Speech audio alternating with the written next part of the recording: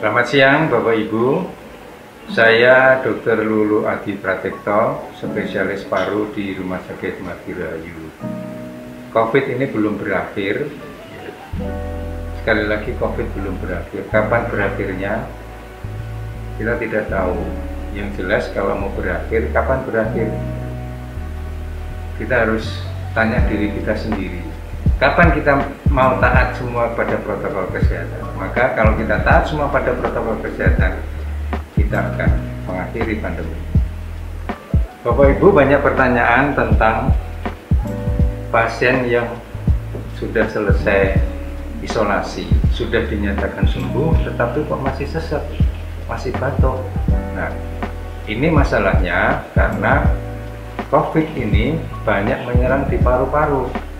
Nah, kalau paru-paru sudah kena, maka proses penyembuhannya tidak cepat, butuh waktu. Oleh sebab itu, meskipun sudah dilakukan isolasi mandiri, bahkan hasil swabnya sudah negatif, keluhan batuk atau sesak itu masih tetap ada.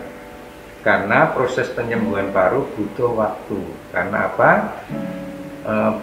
Infeksi paru-paru itu menyebabkan paru-paru sebagian menjadi kaku. Itu sebabnya terjadi batuk, bahkan sesak nafas. Jadi ketika penderita ini sudah pulang, kadang-kadang kontrol masih merasa bahwa batuk, masih batuk. Kemudian ada yang merasa jalan 20, 30 sampai 50 meter sesak. Jadi sekali lagi ini akibat dari infeksi di paru-paru. Nah, tingkat ringan dan beratnya keluhan itu sangat tergantung dari luasnya infeksi di paru-paru. Tentu makin luas, maka setelah keluar ruang isolasi itu keluhannya akan lebih lama dibandingkan orang yang kelainan parunya waktu itu hanya sedikit. Jadi terus cara mengatasinya bagaimana? Sederhana. Kalau Bapak Ibu sudah keluar dari ruang isolasi, biasanya disuruh kontrol rata-rata seminggu sampai 10 hari. Beritahu dokter yang merawat, saya batuk, kemudian bisa minum, biasanya dikasih obat batuk. Ya, tapi kalau nggak mau ke rumah sakit lagi, belikan obat batuk biasa sudah cukup. Jadi Bapak Ibu, hilangnya batuk dan sesak itu bervariasi dari satu orang ke orang yang lain, tidak bisa sama. Loh dok, kok teman saya yang satu kamar batuknya sudah hilang, saya kok belum? Nah, itu Bapak Ibu tergantung dari berat ringannya atau luasnya paru-paru yang terkena. Sekarang ya, saya ingin memberikan tips untuk Bapak Ibu bagaimana supaya masyarakat atau keluarga ini tidak terkena lagi COVID dan COVID ini segera berhenti. Ya, kalau 3M sampai 5M itu sudah biasa, saya akan tambah 6M. Ya, M yang pertama tentu pakai masker. Pakai masker yang benar ya. Pakai masker yang benar. Yang kedua, jaga jarak, kemudian sering cuci tangan setelah megang apapun yang kita tidak tahu habis dipegang oleh siapa, sebaiknya segera cuci tangan atau pakai hand sanitizer. Tapi kalau di dekat air yang mengalir ada sabun, akan sangat lebih baik mencuci tangan dengan sabun daripada hand sanitizer. Jaga jarak, ya, segera jaga jarak.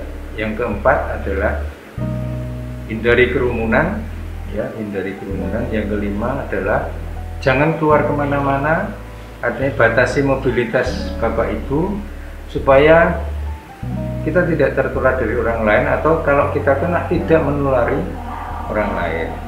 Yang keenam adalah yang paling berbahaya saat ini adalah hindari makan bersama dengan teman, saudara yang kita tidak tahu status penyakitnya.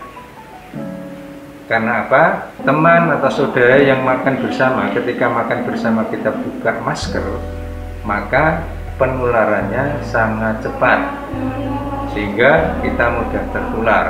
Nah, kadang-kadang kita tertular tetapi kita tidak sakit, kita tidak merasa.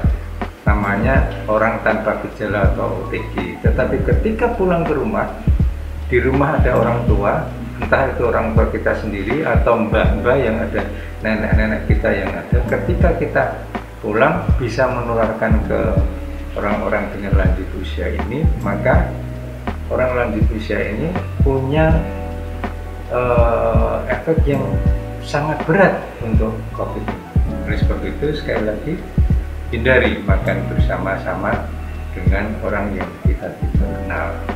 Berikutnya lagi satu, yang ini juga penting, ya di masa-masa ini khususnya di Kudus banyak orang tertular dari anak. Anaknya mungkin main di rumah tetangga yang kita tidak tahu tetangganya itu sudah COVID atau belum. Maka ketika anaknya tertular tidak bergejala, main dengan anak kita. Nah, anak kita tertular, maka bisa menular kepada seluruh keluarga. Dari anak orang lain ke anak kita menjadi klaster keluarga. Dan ini yang seringkali terjadi saat ini. Sekali lagi, Bapak Ibu, patuhi protokol kesehatan ya, supaya pandemi ini segera berakhir. Selamat siang, semoga bermanfaat. Terima kasih.